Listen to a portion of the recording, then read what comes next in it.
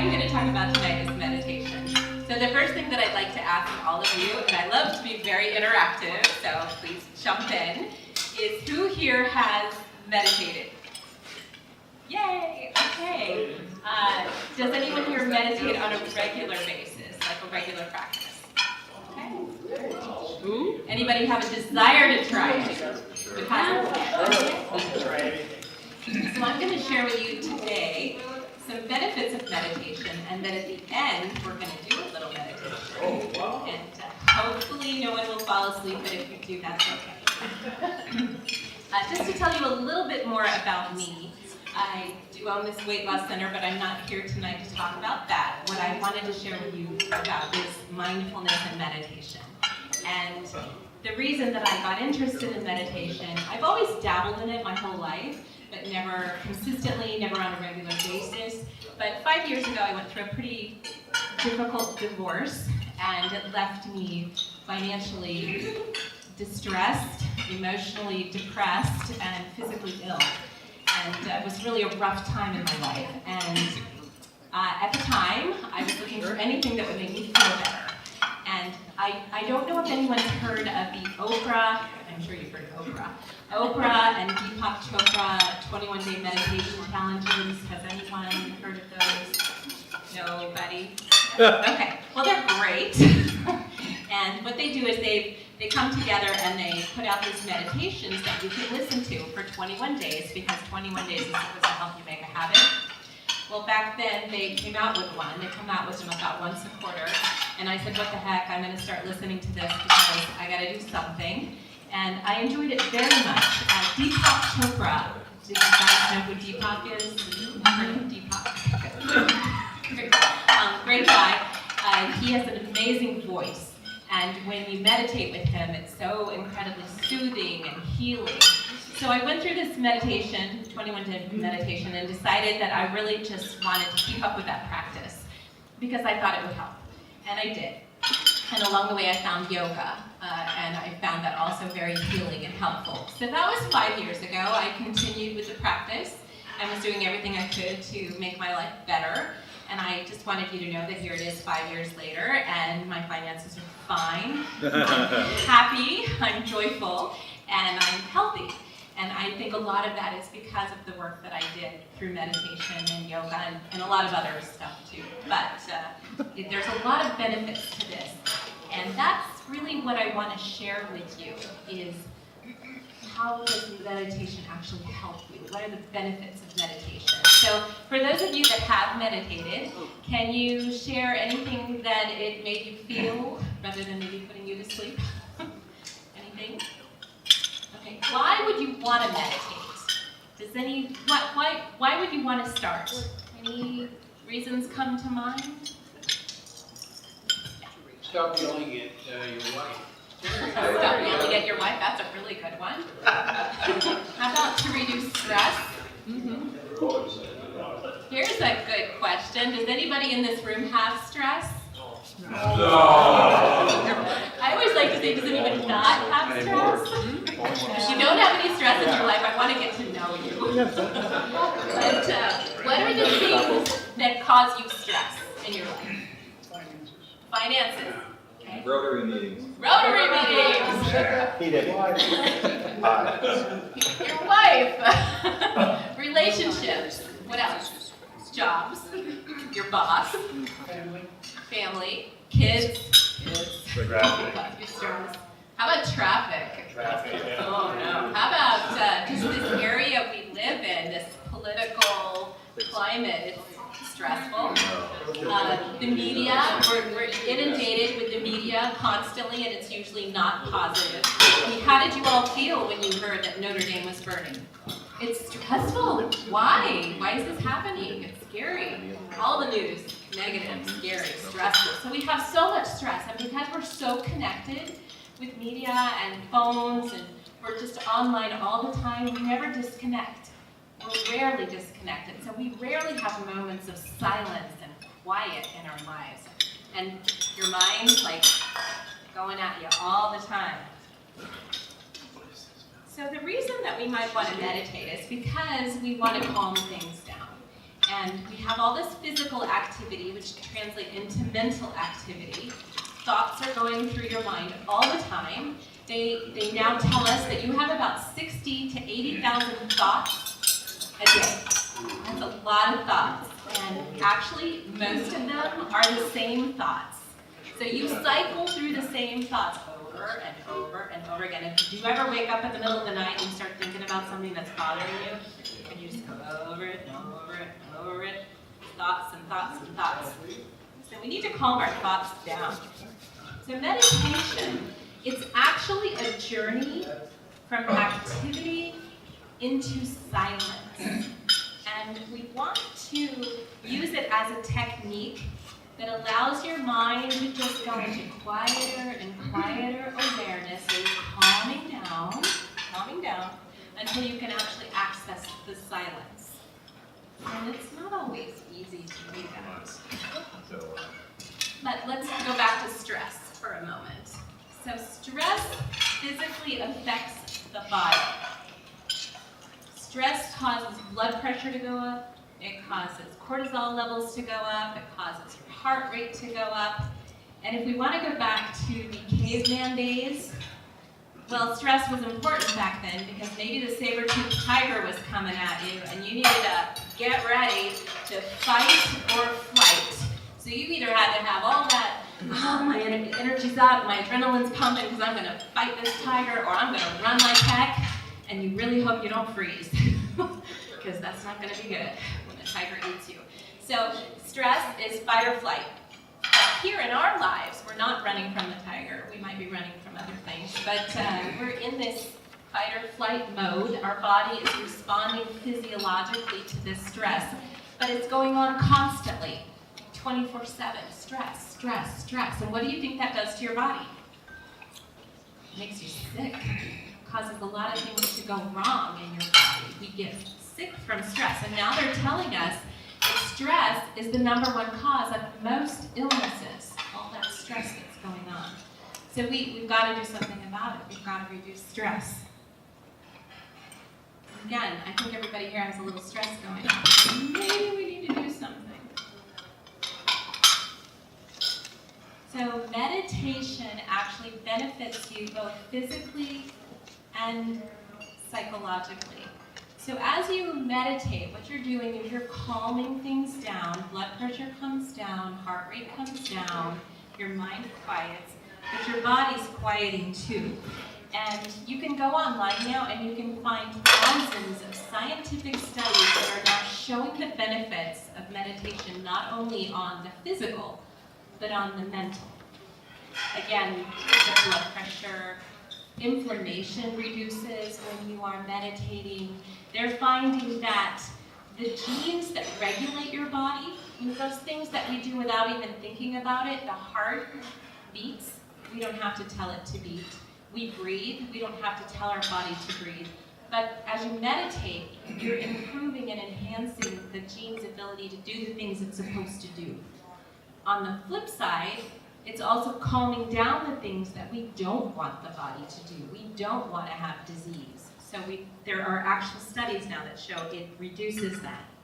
I went online last night just reading a little bit, and there has been a very recent study that Harvard researchers did at Massachusetts General Hospital, and they were studying gray matter in the brain. And after 8 weeks, they showed that a significant improvement in the gray matter of the brain through meditation. I thought that was really fascinating. So there's more and more studies showing the benefits of this for you, physically and then psychologically.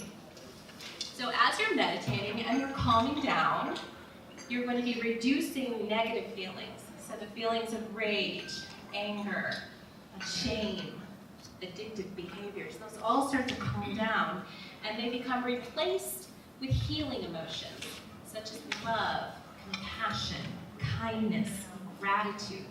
So we want that. We want the good things, and we want the bad things to just kind of start to fade away. You'll find as you meditate that you will respond more consciously, and this is the mindfulness piece. It's so easy. Let's say you're in the car, you're in a bad mood, you're trying to get home, traffic's terrible, some guy just cuts you up, and you're like, I'm gonna get out of this car, I'm gonna kill him. I mean, we're just, what the heck? But when you begin to meditate, that response calms down, and you're in the car and you're like, okay, so he's a jerk and he cut me off, and I really don't like this dude, but maybe he's having a bad day too. So your mind begins to shift a little bit. But that rage, that's blood pressure going up, cortisol levels going up, all those negative things are happening to you. So as you begin to meditate, you'll find you'll make more conscious choices and you'll have a little more equanimity in your life. You're being conscious rather than just reacting. And in the weight loss center, we try to use mindfulness when people are talking about their eating habits. So it's so easy when you don't feel good or you're depressed. You're just like, I'm going to go eat the ice cream. I don't really care. I don't feel good. I'm going to eat it. It'll make me feel better. But as you meditate, you'll be like, oh, I want the ice cream. I know it's bad for me. Do I really want to eat it? Maybe I'm going to eat it. Maybe I'm not going to eat it. Maybe I won't eat it. But you're making a choice. You're thinking about it. You're slowing down. You're being more mindful about it. Maybe you're going to eat it anyway. But at least you will have made the choice. It's a conscious choice rather than just an impulse. So these are the things that meditation will help you begin to do. You begin to become more mindful. Your relationships will get better because you'll be a little bit more mindful. You'll have a little more compassion. You'll be like, well, maybe I can see the other person's point of view, or maybe I'm just not going to flip out when they push my buttons. I'm going to be like, okay, I'm going to freak out here, or maybe I can see their point. These things start to happen. So relationships improve. Your sleep will actually improve because through meditation, you're going to release a lot of stress. You'll sleep better. And addictive behavior will actually begin to decrease because as you meditate, your body instinctively knows what's good for you. And when you begin to calm down and tune in to yourself, you'll start to make better choices because your body's like, yeah, I really want to eat the better food. I really want to do a little exercise. I really don't want to be on this treadmill. Things will calm down. Now, it's not like it's all going to happen because you meditate one time. You do have to develop a regular practice of meditation. So that brings us to thoughts, because thoughts are what usually get in people's way of meditating. They think, and tell me if you agree, I can't meditate because I can't sit still and I can't make my thoughts be quiet. Anybody ever felt that way? Yeah. You sit down and you're like, I can't do this. So what I'm going to tell you is that we can't make our thoughts go away. The thoughts are there. That we have 60 to 80,000 thoughts a day. They're not going away. We're thinking about the past, the present, the future, the past, the present, the future. We're doing it over and over and over again. So what I want to share with you and what Chopra taught us, because I went through this, it was almost a year program with the Deepak Chopra, the Chopra Center out in California to study this, and I was amazed that there was that much material. I thought, oh, you can learn meditation in like 5 minutes, but it was almost a year of study. Is that there is a space between thoughts, a very tiny space. So you have a thought, there's a space, and then there's a thought. So that space is actually the silence. And if we can access the silence, that's where we're going to access really who we really are. But how do you get into that space? And with thoughts, and they're going really fast, it's hard to get into that space. So he calls that space between thoughts the gap. And so what we all want to do is fall into the gap. But you don't know when you're in the gap, because if you think I'm in the gap, you're having a thought. So we usually only know that we were in the gap after we come out of the gap. Sometimes when you're meditating afterwards, you'll be like, was I asleep? Maybe I was asleep. Wasn't I asleep? Or was I? You're probably in the gap. The more you meditate, the wider the gap gets, and the more time you will spend in the gap. So the gap is like, it's kind of like jumping into a swimming pool. You jump into the pool, you're all wet from the water, you come out of the water, and you're still wet, right? You're dripping, you've got water on you. So you've brought some of the water out with you. If you're in the gap, you're bringing out some of the silence with you, the calm with you, the peace with you. And the more you go in, the more you're going to bring out. So that's why it's important to make meditation a regular practice, because you're going to keep bringing it out, and you're bringing out all these good things. Because honestly, meditation is helping you reclaim who you really are. Not this activity and this noise and this craziness. You go into the silence, you start to reconnect with who you really are. And that's love and infinite possibilities. When we start to bring that out with you, and things begin to shift. So the gap is the field of silence. It's a field of infinite possibilities. So what I want to do with you tonight is I want to do a little meditation, and the technique that the Chopra Center teaches is called primordial sound meditation. So primordial sound is exactly that. It's a primordial sound, a sound of nature. And so Chopra, this has been around for thousands of years, but it's Vedic philosophy, and there were these ancient sages, and they determined and wrote down that there were 108 primordial sounds. These are the sounds that the universe makes during different times of the moon cycle, and they recorded these. And so it's a word, but it's a word that really has no meaning. It's just a sound vibration, and it's to help bring you back to that silence. And when you study primordial sound, you're actually given your own word, your own mantra that is determined to be at the time of birth. It's based on Vedic astrology. And it's the sound the universe was making when you were born, when you came from the non-local to the local.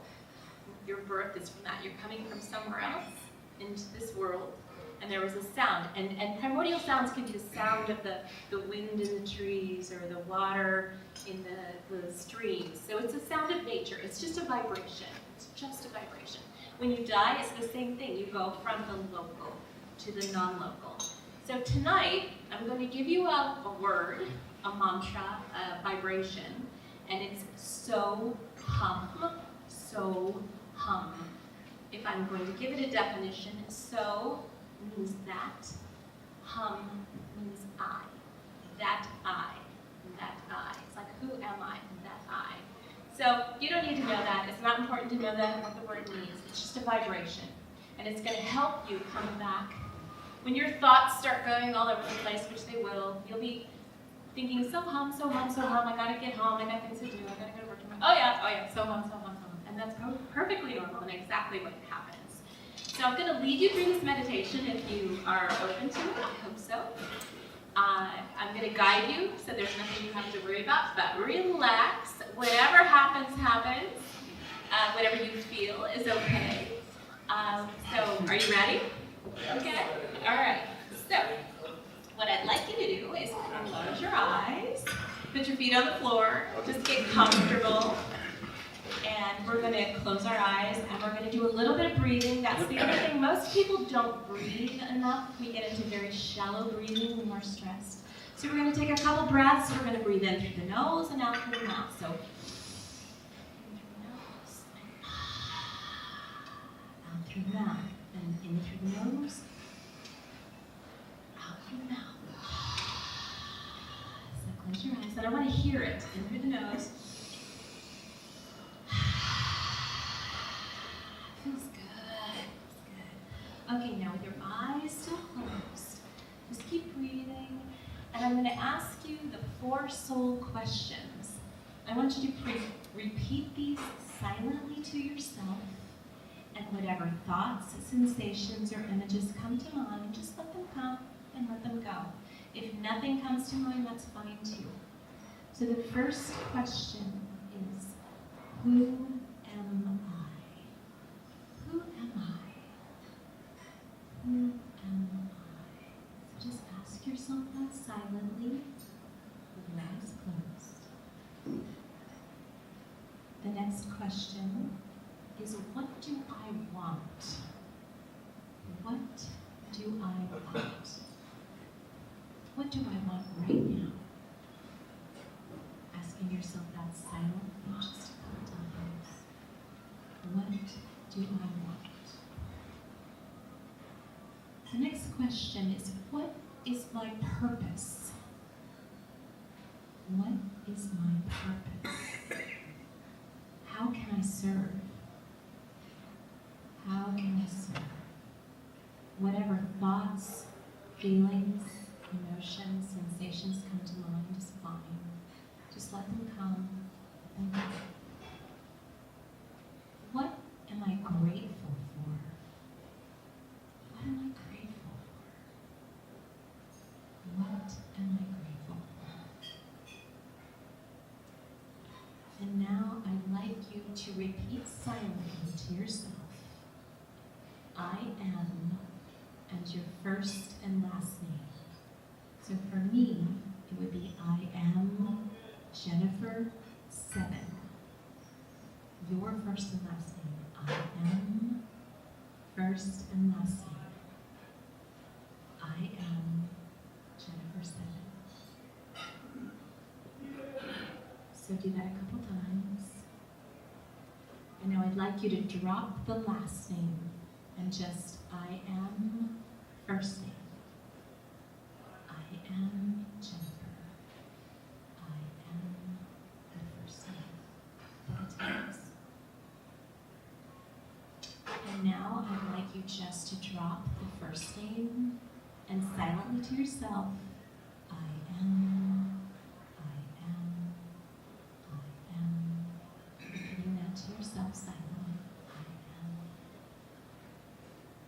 And now I want you to change that to a hum, a hum, a hum. Silently to yourself, a hum, a hum.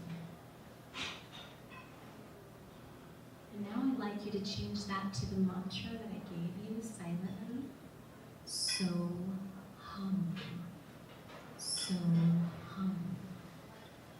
Now if you have thoughts and you catch yourself thinking about something else, that's okay. Just come back to the mantra. So hum, so hum. Sometimes it speeds up, sometimes it slows down. So hum. Anything that occurs is fine. So hum. So we're going to do this silently for just a couple minutes. Sometimes it feels like forever, but just continue with so hum.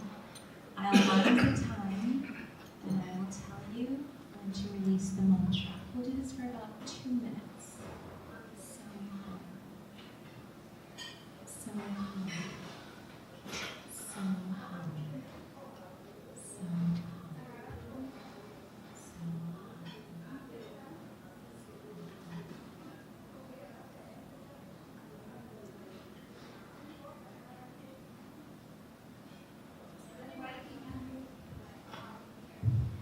Now, keeping your eyes closed, gently release the mantra.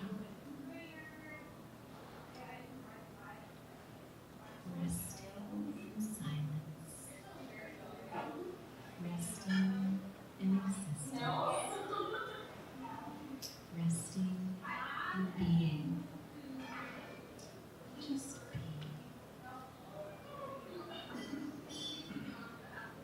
Existence. Being. Just rest.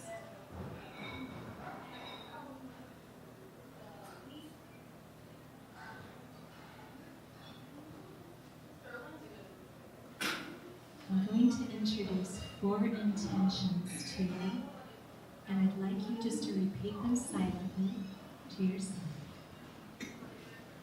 The first intention is joyful, energetic body. Joyful, energetic body. Joyful, energetic body.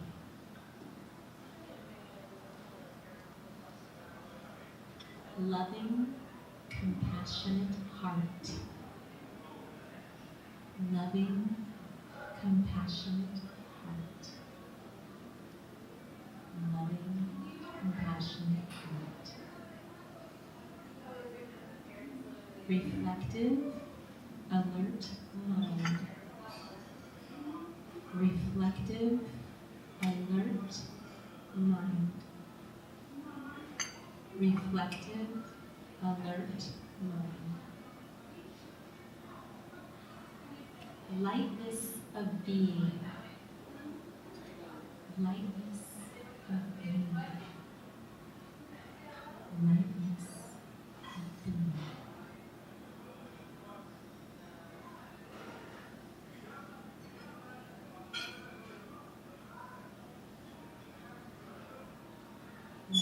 very gently, I want you to float your eyes open.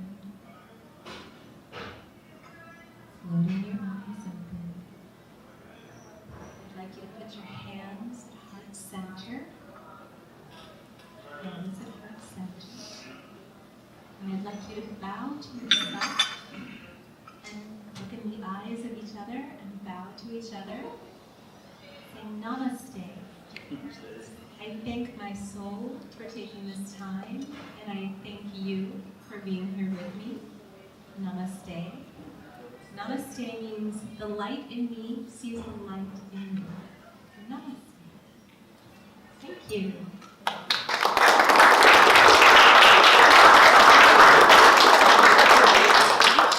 So how was it? Cool. How was it? Did it feel like forever? It was 2 minutes of silence with a so-hum. Sometimes it feels like 1,000 minutes. Did you like it? Yes. Was it uncomfortable? Sometimes it gets twitchy. Sometimes it's like, I want to look and see is everybody else awake. But it's that, just taking that time, going into that silence, just a little bit. Now the more intentions, the point of that is you're kind of planting it into your subconscious, the things that are good for you. A joyful, energetic body. Wouldn't everyone like to have a joyful, energetic body? Throwing a pebble into the pond. I want a joyful, energetic body. I want a loving and compassionate heart. I want a reflective and alert mind. The lightness of being is like, I want to be able to play. We've lost the ability to play because we're so stressed. So that's the purpose of the 4 intentions. You can have your own intentions, things that you want in your life. Does anybody have any questions? How do you do that in traffic? I would recommend before or after, not during. Deep breathing is a good thing when you're in traffic. Just start breathing. Because you can't really close your eyes and meditate. You're welcome. Anybody else? Is the 2-syllable mantra to coordinate with breathing? No, it does not have to coordinate with breathing. Sometimes it will synchronize with your breathing. If it does naturally, whatever is comfortable, it doesn't have to. How often do you do it? Every day? Very good question. The ideal would be to do it twice a day, and you would try to do it in the morning before you get going with your day. So first thing when you wake up, before you get all into your daily routine, it's ideal if you can do it for 20 minutes. Sometimes that seems like forever, so I say start with 5, work up to 10. As much as you can do is better than nothing. You don't need to do more than 20. And to do it again in the evening, the best time to do it is before you eat dinner, and not just before bed, because what happens often is if you do it just before bed, you know what happens? You fall asleep. This is supposed to be restful alertness, not sleep, because once you fall asleep, but if you keep falling asleep, that's okay, it just means you're tired. But just before dinner, because digestion you want to have the digestion going on after the meditation, not before, if you can. Thank you very much.